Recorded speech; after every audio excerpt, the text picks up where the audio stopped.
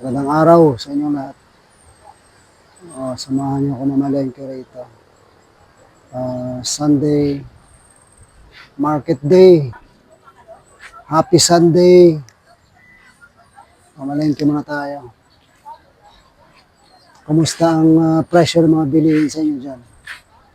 Dahil alam naman natin na nagtaasan ang presyo ng gasolina ngayon. Well, pag-uusapan natin ngayon yung question ng isang subscriber natin na may payslip siya, no? Pero walang nakasulat na pangalan ng kumpanya doon. Tapos bigla na lang siyang tinanggal. Ang question, base sa context ng kanyang comment, kung may laban ba yung mga gano'n. No? Dahil siyempre tinanggal siya, ang ibig sabihin, mukhang lalabanan niya ng kaso ng illegal dismissal. Parang problema niya, ang payslip, wala nakalagay ng pangalan ng kumpanya. So, paano siya demanda o paano laban niya sa demanda? No? Yan ang pag-uusapan natin. So, dahil nga malengke tayo ngayon, marami tayong adlib dito. Sa mga nanonood na ayaw ng adlib, stop watching video na kung gusto niyo kasi kung ayaw ng mga adlib ng gano'n, better not watch na lang.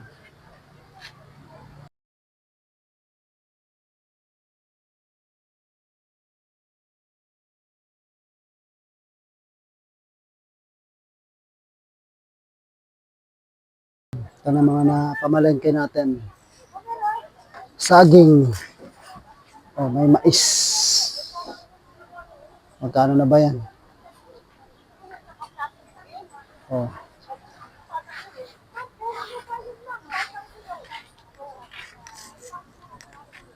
Ito.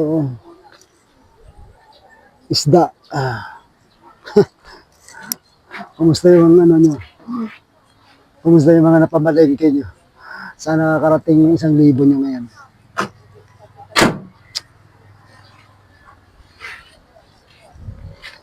Ayan, bilihan ng baka din.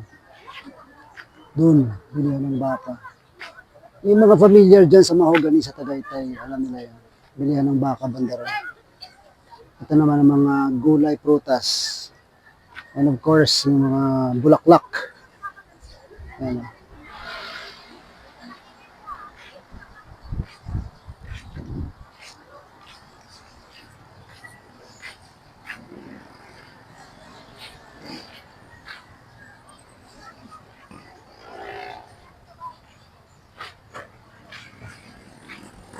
Mamimili pa tayo ng ibang prutas.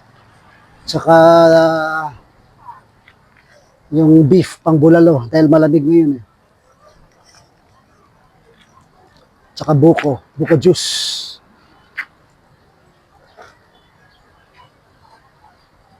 Okay, so discuss natin yung topic natin ngayon.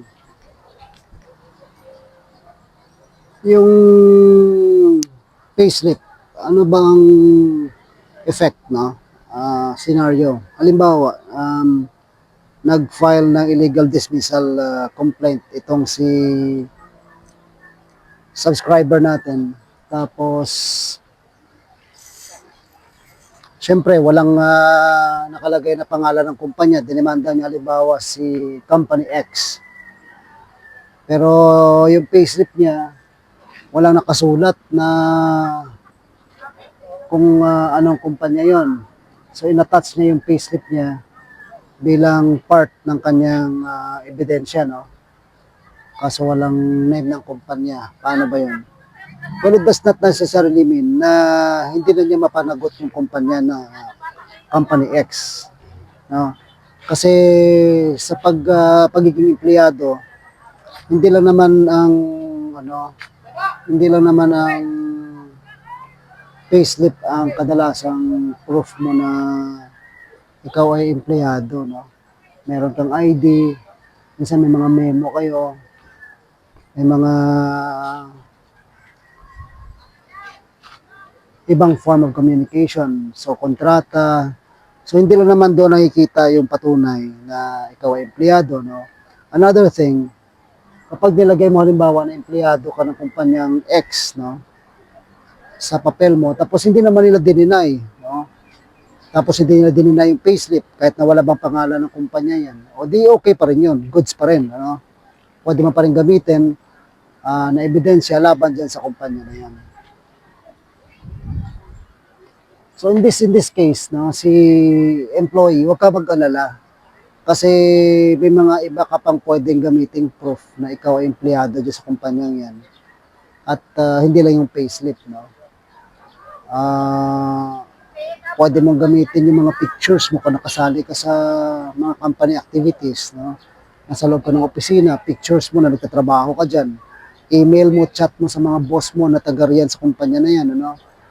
Yan magpapatunay na ikaw empleyado ng kumpanya, especially kung meron ka na yung mga hulog sa SSS, halimbawa, nakapangalan Company X. No, although yung payslip mo wala nakalagay na Company X, kung yung PhilHealth Pag-ibig SSS mo, record, nakalagay dyan, ikaw ay empleyado ng Company X. Ebidensya na yan.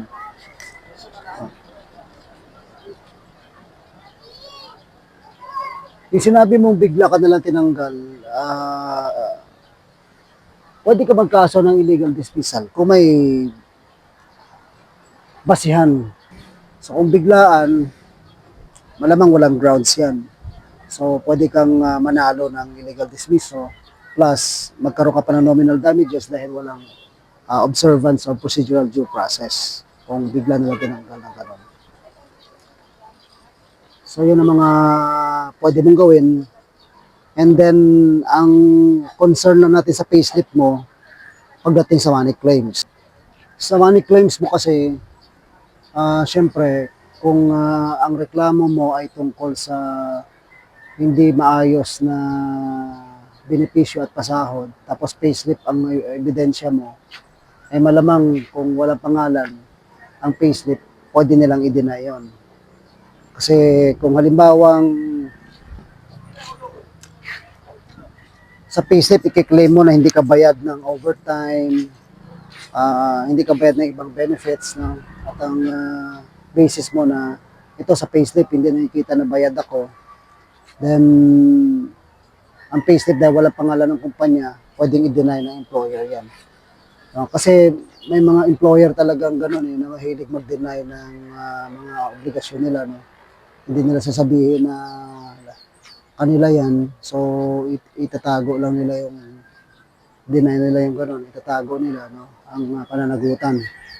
Kaya yan ang issue mo kapag walang nakalagay na pangalan ng kumpanya, no? Pero doesn't mean na dead end ko na. May mga iba pang pwedeng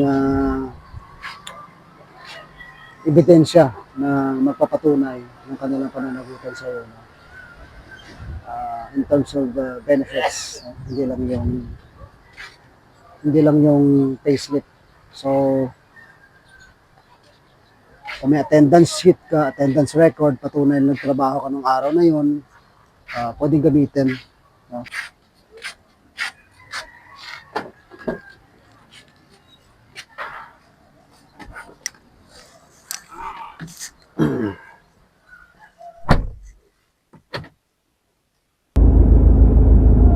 So, pagdating sa payslip, pwedeng mahirapan ka claim mo ng money claims kung ang basis ng underpayment ng benefits or non-payment of benefits mo yung sa payslip mo. Pero pagdating naman sa illegal dismissal, hindi siya ganun ka-critical kasi ang illegal dismissal based sa Article 297 ng Labor Code requires other documents, no, as proof, hindi payslip. The payslip would only be relevant sa illegal dismissal claim kung i-deny ng employer na employer mo siya, no? So in that case, kailangan mag-prove ka ng elements ng employer-employee relationship, and one of those elements is yung payment of wages. So syempre alam natin na ang payment of wages, yung best evidence dyan, best proof dyan is without a payslip, mahirapan kang mag-prove. Doon lang naging relevant yung payslip sa illegal dismissal complaint kapag may denial ng employer-employee relationship and you want to prove such relationship, that such relationship exists in this particular case. Nonetheless, let me know sa comment box kung may iba ka pang facts na gustong i-raise tungkol dito na maaaring mag-clarify sa issue, so we can create another video, or I can reply to you sa comment, no? Para dun sa sagot kung may ibang facts na dapat tayong malaman. Doon naman sa mga ibang nanonood, I hope you learned something from this video, and again, I hope to see you in my next one.